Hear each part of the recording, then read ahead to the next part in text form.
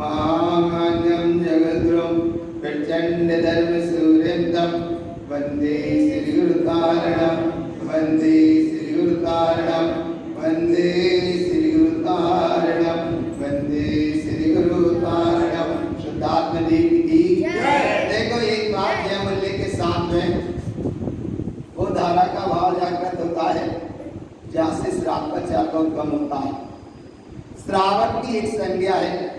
इतने दिवस से सुनने में आया कि श्राव माने श्रद्धावान, वा माने विवेकवान और का माने क्रियावान।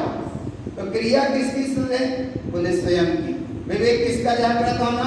स्वयं का। श्रद्धा किसकी जागृत होना? स्वयं की। और स्वयं की जागृत श्रद्धा और स्वयं का जागृत विवेक और स्वयं की अगर क्रिया सही है तो श्रावक संज्ञा है।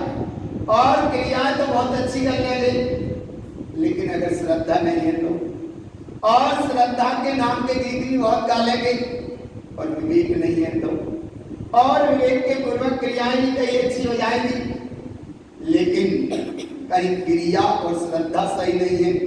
तो इसीलिए श्री गुरु महाराज ने सूत्र दिया, श्रद्धा माने सच्ची श्रद्धा, विवेक माने सच्चा विवेक और क्रिया माने सच्ची क्रिया। एक तो है श्रावक नाम की, लेकिन श्रावक उसे कहा जिसे एक बार आत्मा का दर्शन है। आत्मा का दर्शन है तो श्रावक है, और नहीं चेना गम में अभी वो श्रावक भी नहीं। श्रावक की संज्ञा के लिए यहाँ श्री गुरु महाराज ने संदेश दिया। अविरत सम्यक दृष्टि के लिए श्रावकाचार्य ग्रंथ कहा, चैतन्यतः का बोध चैतन्यतः का हो, उसका लिए श्रावकाचार्य ग्रंथ कहा। एक अंतर ज्योति का जागरण का उदय हो, उसका नाम श्रावकाचार्य है। एक चैतन्य ज्योति में प्रकाशित कमल का जैसे अनुभव होता है, ऐसा कमल जैसा परिणाम खिला रहे, इसका नाम श्रावकाचार्य है। और जागृत आत्मा के लाने श्रावकाचार्य आ रहे हैं भगवान। जागृत आत्माएं उनके लाने श्रावकाचार्य है, और जो आत्मा जाग गई उनके लाने श्रावकाचार्य है। जो मोक्ष मार्ग के लाने तैयार हैं उनके लाने श्रावकाचार्य ग्रंथ है।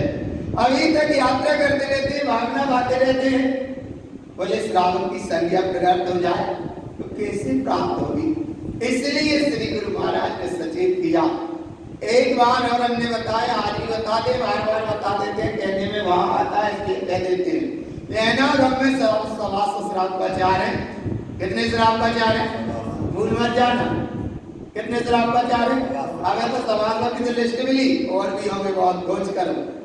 समाज तो श्रावकाचार्य जैनागम में पाने आगम में चार सवासो श्रावकाचार्य और गुरु बाबा का एक तारण श्रावकाचार्य।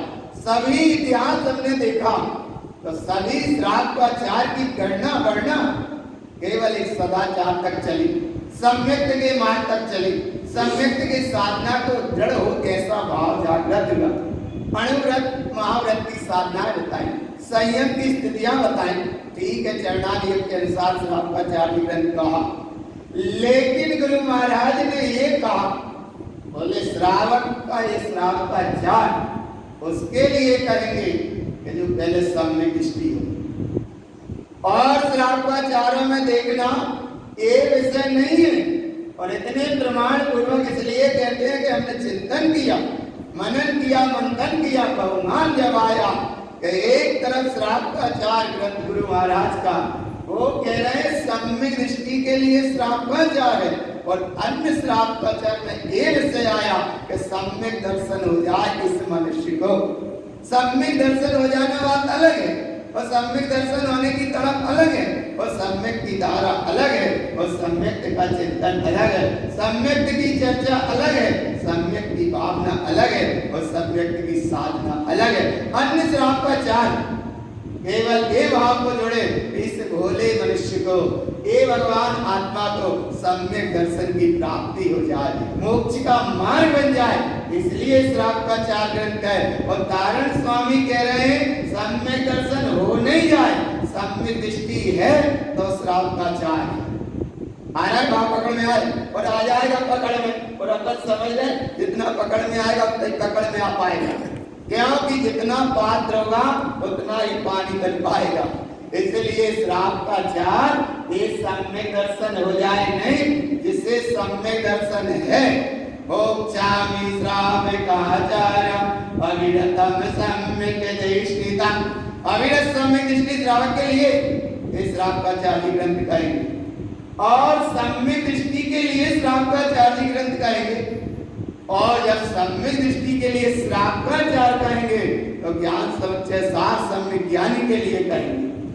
और ऐसा मोक्ष का मार्ग यहाँ से चलता है, और इस मार्ग में यहाँ से चले, जब चले तब एक तरफ सब ये लाइन बहुत बार बार दोहराई सबने, सावधान अपने में रहना, यही श्रावकाचार्य है। और सावधान अपने में रहना यही श्रावकाचार्य है, लेकिन सावधान अपने में है तो यही श्रावक है।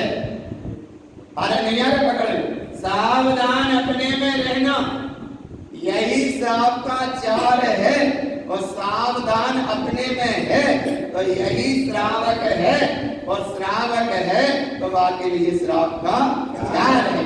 मन समझाने वालों के लिए नहीं, और मन तुम्हारा समझ जाए इसके लिए नहीं, और तुम्हारा मन लग जाए, मन लगाने का यह टाइम भी नहीं। क्या नहीं है टाइम? क्योंकि जनरंजन का समय नहीं है। ये समय जनरंजन के दिन में तुम्हें बहुत मिल जाएंगे। सारा जगत जनरंजन में भटक रहा है, फिर दर्शन में भटक रहा है, मिथ्या दर्शन में भटक रहा है, दूर दर्शन में भटक रहा है, फिर व्यंजन में भटक रहा है।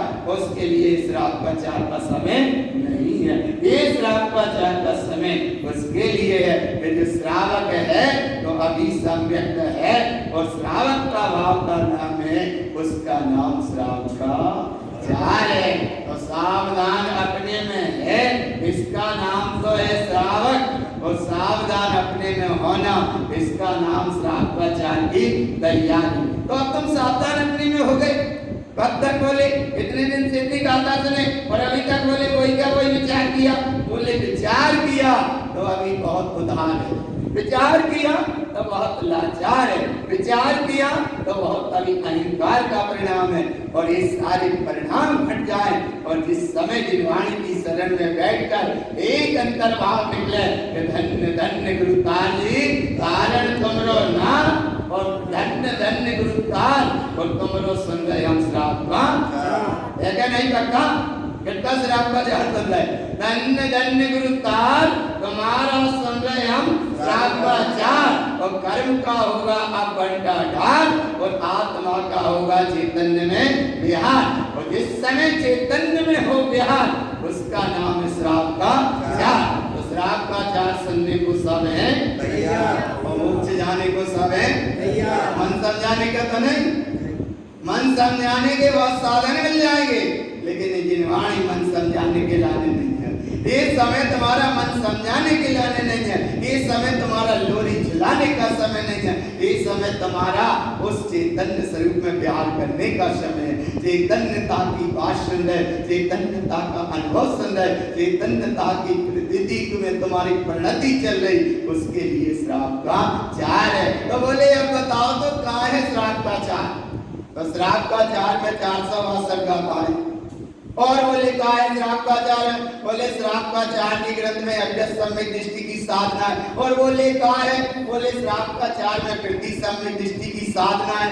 और बोले कहा है? बोले श्राप का चार ग्रंथ में साधु की साधना है। और बोले कहा है?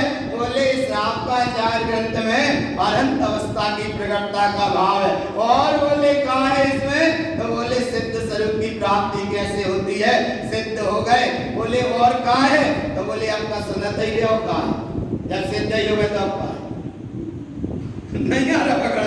बोले श्रावक में तुम जब सिद्ध ही हो गए, और अभी पूछ रहे अब का है? अब का है? अरे अब कछु नहीं है, जब सिद्ध ही हो गए तो अब का है?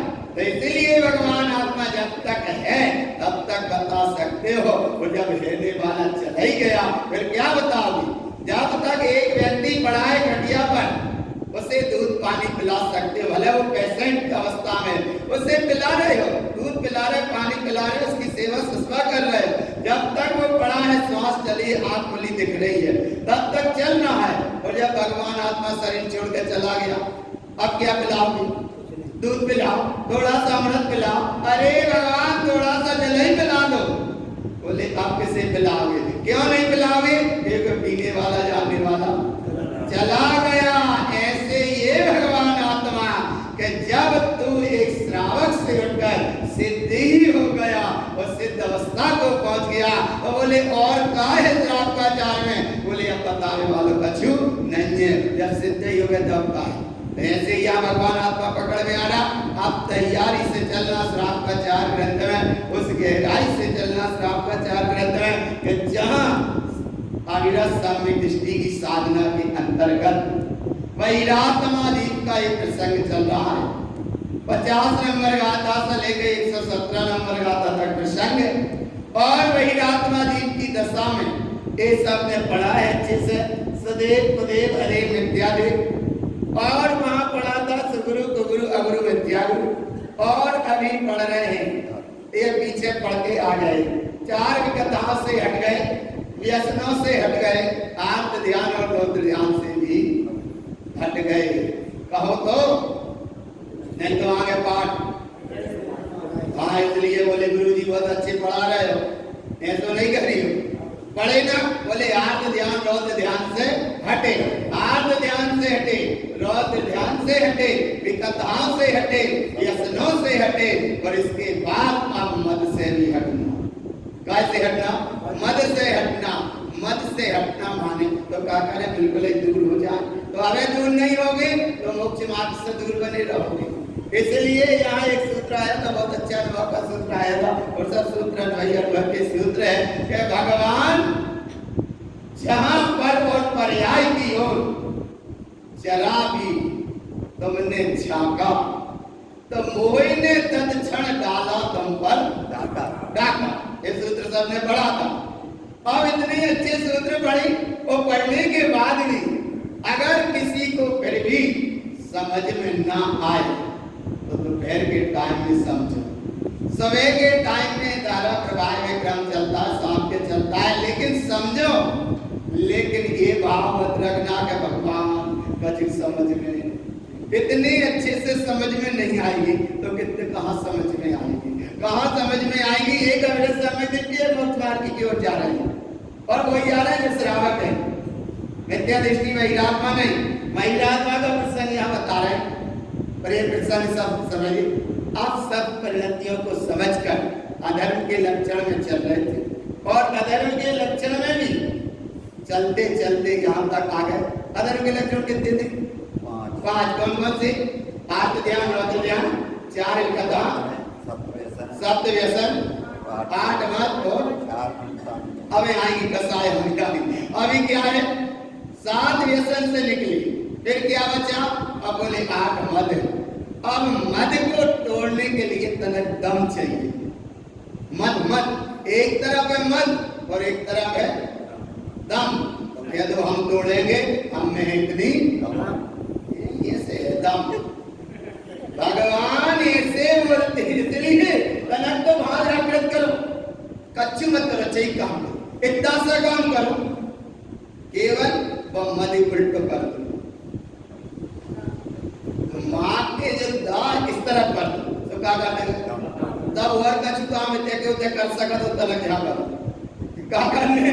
बोले वो काम वहां के वहां जो कर नहीं सको वे दिन भर करत रहते हो, तो एक बार इधर तो करो, मद के आगे मद और तनक दागू कर दो इस तरह।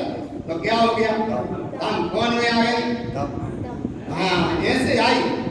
अरे विधि भी बता रहे तो भी दम नहीं आई। अरे दम आई तो पक्का ही करो जैसे दे। तनक बोलो तो जैसे वे वैसे हम, और जैसे हम वैसे वे, और जैसे वे वैसे हम नहीं किसी से। तारण स्वामी डायरेक्ट जोड़ रहे तुम्हें, तारण स्वामी बीच में नहीं जोड़ रहे, अरहंत को तक नहीं जोड़ा। अरे सिद्ध को इसलिए कहा ममा तेमा गुणम सौधम, जैसे वे वैसे हम, जैसे हम वैसे वे, जैसे वे वैसे हम नहीं किसी से।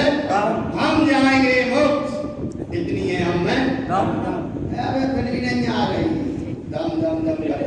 अरे भगवान एक बार जोर से, क्योंकि आप सन्ने को तुम हो श्राप का चार, सन्ने को श्राप का चार हो तैयार, और आप इधर बिल्कुल मत करना। अरहंत के समो शरण में जाकर भी कई बार गए और भगवान इधर उधर भटकते रहते हैं, यहाँ वहां भटकने का यहाँ टाइम नहीं है, इसलिए श्राप का चार सुनने को हम तैयार हैं। और जब श्राप का चार सुनने को तैयार है तो अब सबसे पहले मद को हटाने का भी परिणाम करना।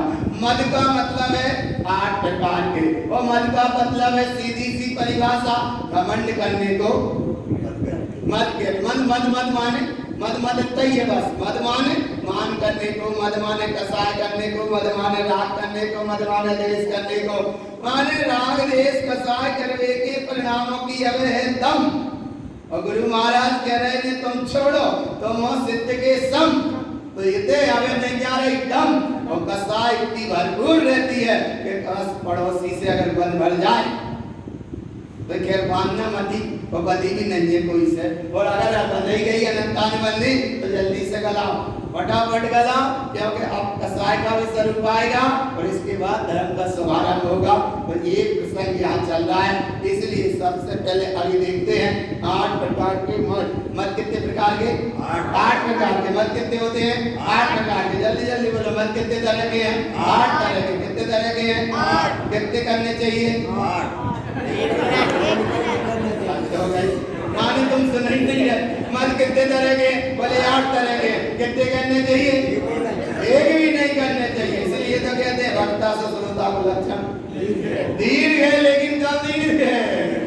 बड़े गुण को ग्रहण करे तो दीर्घ है, और नहीं तो बस भगवान चूक मत जाना। चलो अपन चलते हैं, गुरु बाबा के वैभव को समझना है। और हम ये बात कह रहे थे, जो बात ना समझ में आए तुम नोट कर ले, अपन फिर समझ लेंगे। अब चिंता मत करो, मुझके देने हमें हम तुम्हारे साथ। इसलिए भगवान जो समझ में ना आए समझते रहना, लेकिन मन में ये मत रख लेना कि जब बात हम नहीं समझ पाए, जब बात हम नहीं समझ पाए कितना हम बता पाएंगे या कितना तुम समझ पाओगे। ये तो बह रही है ज्ञान की गंगा, अब दोवलिया होगी तो वही भरा पे, और टंकी हुई है तो बाबा राज है, लेकिन फूटी ना हो।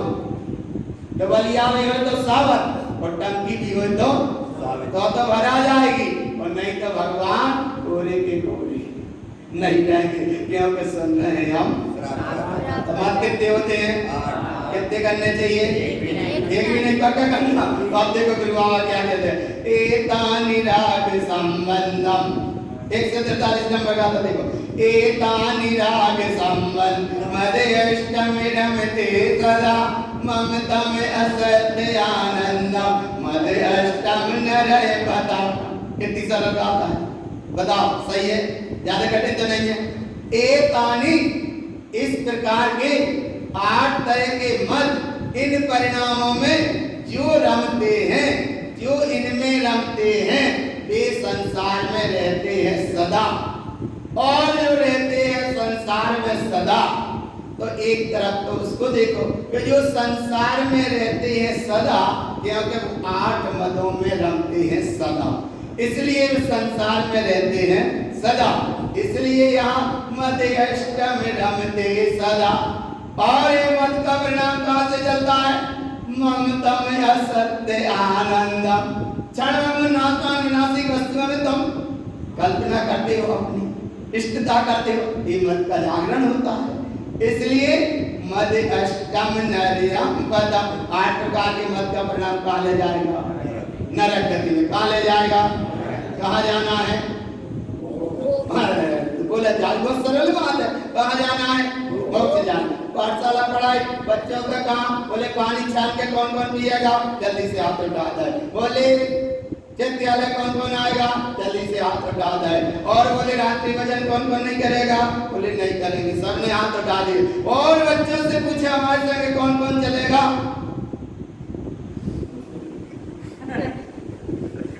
बस भाई के भाई काम गड़बड़ हो।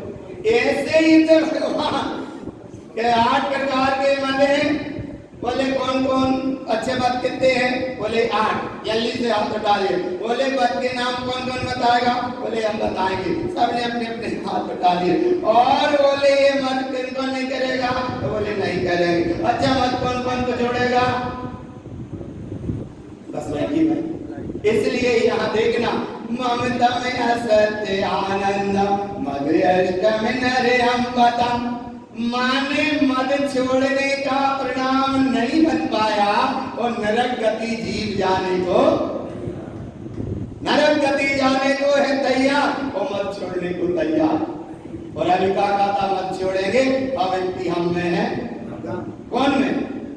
पक्के हो तो पक्के में तनक कोई से कसाय हो जाए तो जल्दी से बाहर चढ़ा के दैत्य कहे ना कि अब हमें मोक्ष जाने पक्का हिम्मत से कितनी है हमें और हमने के सिद्धों से क्योंकि हमें खुद सिद्ध। अरे है तो विश्वास करो, तारण स्वामी महाराज ने कितना कहा, इतना कहा, कर्मष्ट निर्मुक्तम मुक्ति स्थाने सुतिष्ठते सो अहम मध्येषु एवं जानाति सा पंडितम। जैसे लोक के ग्राह में सिद्ध प्रभु अपने ज्ञान भाई स्वभाव में तिष्ठ रहे हैं, ऐसे ही सिद्ध प्रभु इस देह रूपी मंदिर में तिष्ठ रहा है। इतना कहा गुरु बाबा ने, तो उनने कहिए तो उनकी बात पे विश्वास तो करो। और उनने कहा सो सत्य है, वो जिनेंद्र ने कहा सो जिनेंद्र के वचन सत्य है, ध्रुव है, प्रमाण है और हमें स्वीकार है। और गुरु बाबा के वचन सत्य है, ध्रुव है, प्रमाण है और हमें स्वीकार है। यहाँ पे सुन रहे हम मत को बदल दिया ना, तनक से बेचारा ही तो बदलना, मत को कैसा कर दिया, उल्टा कर दिया, आया ना। तो आप काय में आ गए दम पक्का करना। अब सबसे पहले ये मत क्या कराता देखो, असत्यम अशाश्वतम रागम उत्साहम पर कंचमिरतो शरीर राग वेदन्ते पुनः दुर्गति वाजिनम।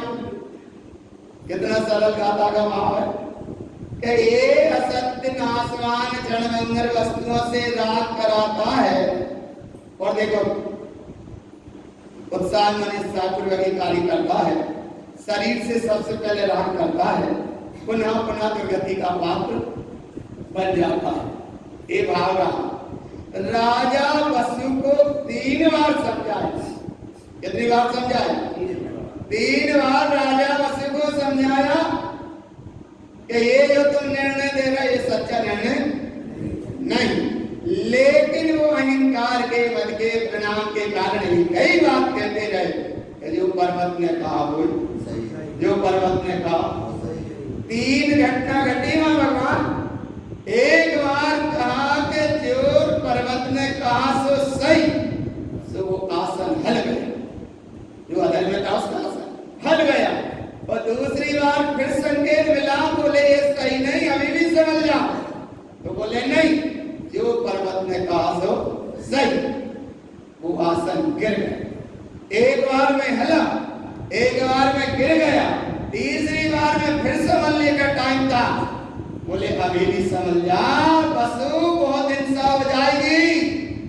तब वसु कहता रहा कि वो तो जो पर्वत ने कहा सो आया ना भगवान, क्योंकि वचन है पर्वत के। पर्वत कहते हैं पत्थर को, और एक पर्वत वो था और एक पर्वत पत्थर भी होता। पाने बोले चाहे पर्वत टूटकर हट सकता है, लेकिन क्या पर्वत के वचन झूठे नहीं होने देंगे। कैसे पर्वत के? माने दोनों पर्वत, एक वो पर्वत एक वो पर्वत। तो अहंकार के पर्वत पर जिस समय वसु बैठा था, एक बार में आसन हला, दूसरे बार में आसन गिरा और तीसरे बार में तो आसन धस गया, आसन रह गया फंसा। और वो राजा वसु का शरीर फंसा रहेगा। नहीं, शरीर राग वेदन्ते, वो शरीर फंसा रह गया, आसन फंसा रह गया। और भगवान आत्मा कहाँ चला गया? 7वें नरक पहुंचा। कितनी सी देर लगी? देखो कैसे चला गया। ते पुनः दुर्गति वाजना, बड़े मुश्किल से दुर्गति के चक्र से वो निकल के आया। और इधर वो अहंकार के परिणाम में, अरे जिस इसका आसन सत्य पर टंगा था, सत्य पर इसका स्थिर था। लेकिन राजा वसु वह माया के चक्कर, चाहे भले वो कामनी का माया का परिणाम था, लेकिन इस महिला के परिणाम में ऐसा मूर्छित हुई इसकी बुद्धि कि पर्वत का पक्ष करता रहा। नारद सत्य कहता रहा, लेकिन पर्वत की बात की वो पुष्टि करता रहा। आज पर्वत की वो जो स्थिति बनी वो तो सब चले गए। राजा वसु की आत्मा नरक में है, लेकिन पशु हिंसा आज भी अनवरत हो रही है। राजा वसु के निर्णय से ही शुरू हुई है। इसलिए भगवान ते पुनः दुर्गति भाजना, बड़े मुश्किल से दुर्गति से ये जीव निकल के आ पाया और पुनः ऐसे ही अहंकार कर लिए और फिर पुनः वहीं चला जाता है। आगे सबसे कहते हैं जाति मत, देखो यहाँ मत लिख दीजिए, ये लिखे आप मत, जाति मत, बल मत, रूप मत, अधिकार मत, ज्ञान मत, तप मत, बल मत और शिल्प मत। ये 8 तरह के मत है। कितने तरह के? कितने तरह के हैं? कितने हैं? कितने करना है? हाँ, ध्यान रखिए बिल्कुल। 8 तरह के हैं, लेकिन करना एक भी ऐसे या सबसे पहले देखो जाति मत। और इसमें एक बात समझ, जाति मत चलता है माता पक्ष से और कुल पक्ष चलता है पिता पक्ष से। और उसमें आगे में आया 199 कुल कोटि। जब वो 24 पढ़ेंगे फिर वहां पढ़ना, आज शब्द ध्यान रख लेना। 199 लाख कुल कोटि। तो इधर यहाँ गुरु महाराज कह रहे ज्यादा बात देखो, इधर देखो भगवान कितने अच्छे उच्च कुल में, जिनवाणी की शरण में, तारण पंथ में, विशुद्ध आमनाय में, और गुरुदेव तुम्हें जगा के गए और श्राप का जाप जैसा उपहार देके गए। इतना तुम्हें उच्च कुल में जन्मे हो, यह मानस पर्याय शुक्ल सुनवो जिनवाणी, और यह विधि गए नाम ले समण जाओ नदी समानी। उच्च कुल में जन्मे हो, कौन से कुल में जन्मे? उच्च कुल में जन्मे हो। और इतने उच्च कुल में आने के बाद अगर ज्ञान से पुष्टि करी, राग से पुष्टि करी, इधर उधर कहीं तदेव पदे मिथ्यादेव जड़वाद की पुष्टि करी, तो तुम श्राप का चार को सुन भले लोगे, लेकिन भगवान जिन मत का परिणाम टूट नहीं पाएगा। इसलिए गुरु महाराज कितना सचेत कर रहे, कितना जागरूक कर रहे। जाति मत माने जहां से माता पक्ष से शुरुआत है, जिसका नाम है 84 लाख योनियां, आया ना। और कुल पक्ष को देखो तो 199 कुल कोटि। यहाँ केवल बड़े संक्षेप में निर्णय दिए, जाति कुल स्वरूपम च अधिकारम ज्ञानम तपम बलम शिल्प आरूढ़म मद अष्टम संसार भाजनम। ये 8 तरह के मत के नाम बता दिए। कितने तरह के? देखो यहाँ भी पढ़ लो, यहाँ भी पढ़ लो और भीतर अपने ग्रंथ में भी पढ़ लो, आया ना। एक गाथा में 8 तरह के मत के नाम मिल गए, जाति मत, कुल मत, रूप मत, अधिकार मत, ज्ञान मत, तप मत, बल मत और शिल्प मत। ये 8 तरह के मत संसार के कारण। कितने तरह के मत? 8 तरह के मत ये संसार के कारण है। और इन मत में सबसे पहले मत कौन सा है? जाति मत। कौन सा मत है? जाति मत। पहला मत कौन सा है? जाति मत। अब देखो यार जाति मत को कितने अच्छे से गुरु महाराज ने कहा कि अगर शायद तुम्हें पहचान आ जाए हो जाती तुम्हारी जाति, और ध्यान से देखो, पहचान में आ जाती तुम्हें तुम्हारी जाति, और ये परिणति जो थी, ये परिणति चैतन्य में जाती, उसमें समाधि और एक कर्म के चक्र को कर्म चक्र यात्रा काटती खाती, और ये परिणति अपने में समाधि, और जब अपने में समाधि वो वहीं रह जाती, वह है तुम्हारी। अबे नहीं आई समझ में? कन्नड़ पर बोले तुम चैन, और कोई कहते नहीं तुम चैन नहीं। अरे नहीं हम तो, अरे जब बाहर की जैन जाति का पकड़ा रहा है, यहाँ गुरु महाराज कहाँ लेके चल रहा है कि तुम्हारी सच्ची वाह है जाति, परिणति उपयोग में, उपयोग परिणति चैतन्य स्वभाव में जाति, वहां समाधि, धर्म घाती घन घाती, धर्म घाती घाती, कर्म को काटती, परिणति उपयोग में, उपयोग अपनी चैतन्य परिणति के साथ अपने में समाधि और वहीं ठहर जाती, वहां को नाम है तुम्हारी। तो कह दो जोर से, कौन सी जाति है तुम्हारी? कौन सी जाति? नहीं आई समझ में। अच्छा ये भी समझ लो, तू है सिद्ध प्रभु जाति का। कौन सी जाति का? कौन सी जाति का? हाँ, तू है सिद्ध प्रभु जाति का, तारण गुरु का चेला रे, और कोई नहीं तो तज दिल चेतन जगदुदिन का मेला रे। जाको नाम है तुम्हारी शुद्ध जाति। कौन सी जाति है? देखो शुद्ध जाति। अब देखो जाति मत, पहले देखो जाति मत वाला नहीं, अब जाति परिणति वाली देखना। जाति चरागमयं चिंते अनर्थम नेत उच्यते ममतम स्नेह आनंद कुल आरूढ़ रतो सदा। जा एक जाति, बाहर की जाति जो कर्म को सजाती, आया ना? जो बाहर की है जाति या कर्म को है सजाती, और फिर ऐसा मोह का फैलता है साम्राज्य, हो जाते हैं नाते और नाती बनते नाती, और उनको खिलाते खिलाते निकल गए समय। गुरु महाराज कह रहे कौन नाती नहीं, तुम्हारी जाति कौन सी है? उपयोग चैतन्य स्वभाव के साथ अपने में जाती और अपने में समाती और वहीं ठहर जाती, वाहे तुम्हारी जाति और तुम्हारी जाति है। एक तरफ बाहर की जाति, जाति चरागमयं चिंते, ये बाहर की जाति राग का कारण है और ये ममता स्नेह का कारण है, और कुल के मध्य में भी अगर ताड़ू हुए, ये भी सब संसार का कारण है। अच्छा एक ही गाथा में जाति मत भी बता दिया और कुल मत भी बता दिया। बोले इसलिए बता दिया कि एक तरफ जाति पक्ष माने माता और कुल पक्ष माने पिता, इसलिए पिता का मत और माने कुल माने कुल का मत, या जाति माने माता का। तो भगवान दोनों को एक ही गाथा में कह दिया। क्यों कह दिया? बोले मद तो मद है, चाहे कुल का मद हो और चाहे जाति का मद हो, पर मद तो मद है। इसलिए ये कुल मत का और जाति मत के दोनों भाव से हटाकर बस हमारी जाति तो वो है और हमारा कुल कौन है, तो एक बार और अच्छे से ध्यान रखो।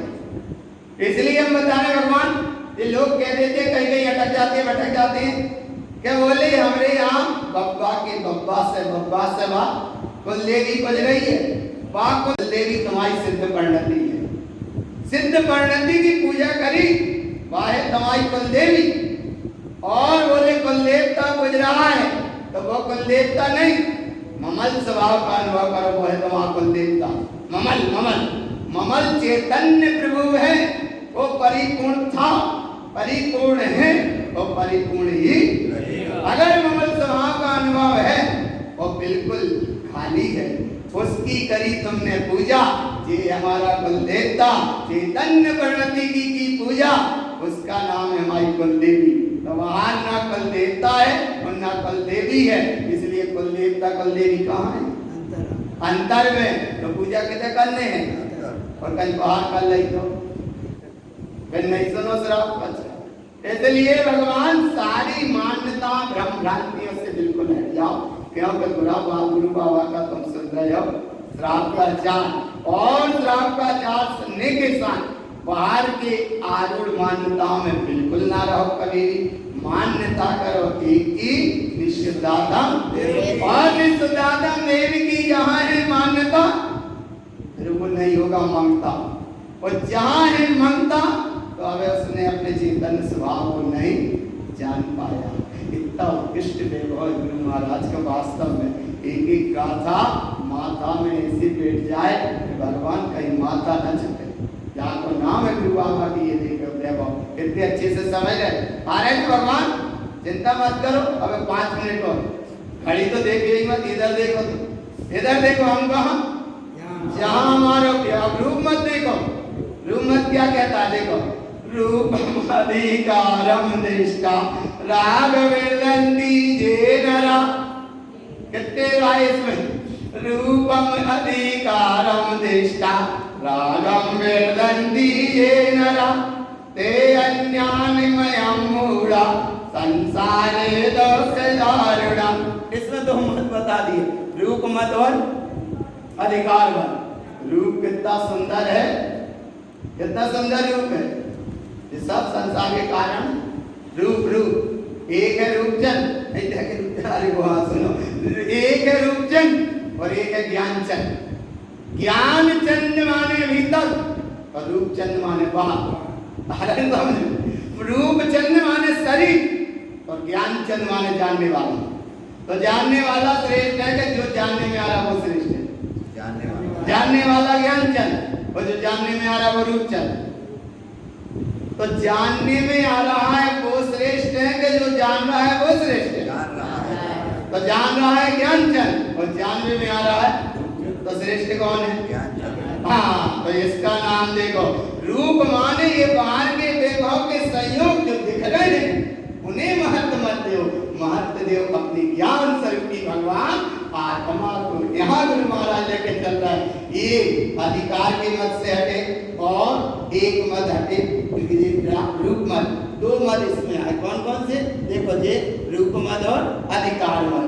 अब आगे इसमें ज्ञान मत का भाग इसलिए दिया है कि सबसे पहले ज्ञान का मत बहुत जल्दी काम करता है। ज्ञान का मत, ये 7 मत तो है अजी, जाति मत, कुल मत, रूप मत, अधिकार मत, तप मत, बल मत, शिल्प मत। ये तो है अचेतन जड़ नाशवान, लेकिन ज्ञान मत है पावन बल।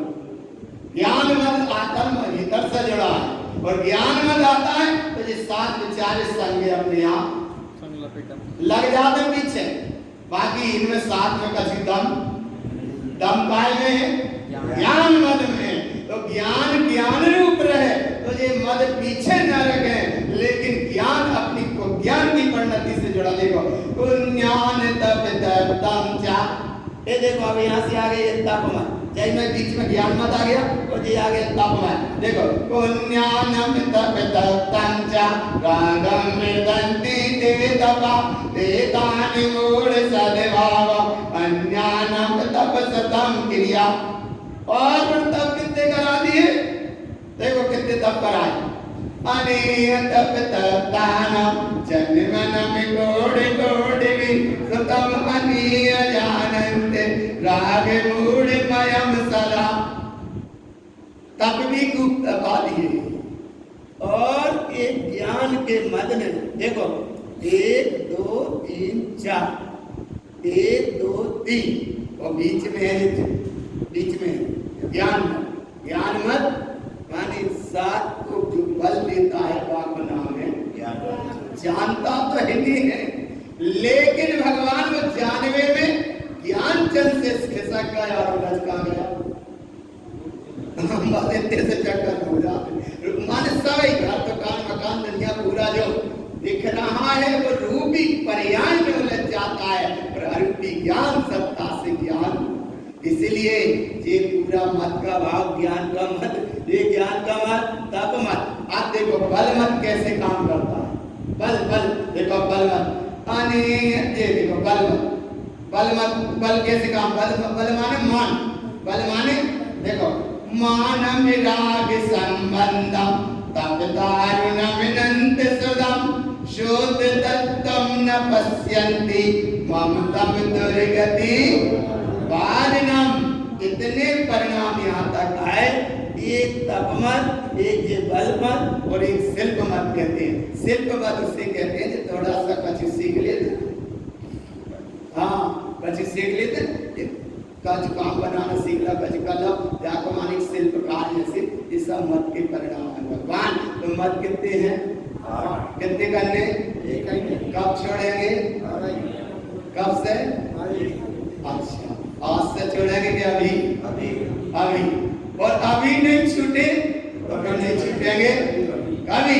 इसीलिए भगवान ना समझो मित्र अभी कितना अंधेरा, जब भी जाग जाओ तभी है सवेरा।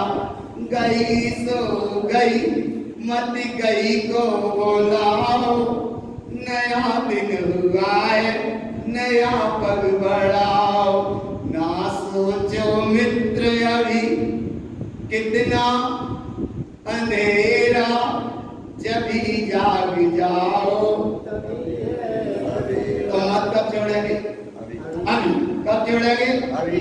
अगर टाइम है 1 मिनट को, और 9:30 बज जाएंगे, फिर छोड़ पाए ना छोड़ पाए निकल जाए। इसलिए अभी टाइम है, कितना टाइम है? बोले 1 मिनट का टाइम है। और सुनो, बोले 1 मिनट का टाइम है। अब तुम बहुत अच्छी अनुभव की बात बता, देखो 1 मिनट का है टाइम, और अंदर से आत्मा से बोलना कि हे गुरु बाबा, आज तक ये मद रहे, इन मद के परिणाम में क्या रही? देखो क्या रही, पर पर्याय की मस्ती में ही मस्त रहा, इसका नाम मद रहा। पर पर्याय की मस्ती में रहा माने ये मद का परिणाम रहा, और अपनी आप में स्वभाव से स्वभाव सदा, स्वभाव में सदा, स्वभाव में स्वभाव, स्वभाव रूप सदा है। और अगर पर्याय को महत्व दिया तो पर्याय को दूरा है तो वो अब तुम्हें समझ इतनी तो समझ लो, वह हम क्या नहीं करें। इसलिए नहीं कह रहे कि भगवान ये मद को ढोना माने ढोने वाला और कोई होता है। इसलिए हम स्वभाव में सदे हैं। अब समय रह गया आधे मिनट का, माने एक श्वास जैसा समय समझो, एक श्वास जैसा तुम्हारा समय है, और उसी समय में 4 सिद्धों को याद कर लो और 4 सिद्ध को याद कर लो। किसको याद करना? अब और आधी में से आधी रह गई मिनट, इसलिए कितना सा रह गया? एक श्वास है, चाहे तो अनंत सिद्धों को याद कर लो और चाहे एक सिद्ध को याद कर लो। अब श्वास ऐसे ही समझ लो, श्वास जाने वाली है, और अगर सिद्धों को याद करत रहे तो कल्याण नहीं होगा। इसलिए भगवान श्वास का अंतिम स्टेशन और वो जाने वाली है, तो भीतर से अनुभव करो, ओम नमः सिद्धाय, ओम नमः सिद्धाय, ओम नमः सिद्धाय। अब जाने की श्वास हम तो प्रैक्टिकल करा रहे हैं, केंद्र हिम्मत से केंद्र दम बनी हुई तरफ जाने की श्वास है, लेकिन चली भी जाएगी तो कोई को पता है नहीं है, लेकिन मन को छोड़ के ही आया ना भगवान। इसलिए इस व्यवहार को समझना। आज एक 8 मिनट का प्रश्न क्या पूर्ण हुआ? कल सवेरे 4 अनंतानुबंधी कसाय का विषय और होगा। अधर्म के लक्षण में देखो ये क्या था? आर्त ध्यान और रोत ध्यान। इसके बाद में था 4 विकता, इसके बाद में थे 7 व्यसन, इसके बाद में थे 8 मत, और अब आएंगे अनंतानुबंधी 4 कसाय। इस समय वांछना में होगी और धर्म में प्रवेश हो जाएगा। धर्म तो फिर धर्म ही धर्म है, इसलिए धर्म को सब धारण करो। बोलो गुरु बाबा की जय। अब हम मत नहीं करेंगे, कह दो नहीं करेंगे, गुरु के सामने कह रहे, इसलिए बोलो गुरु महाराज की जय।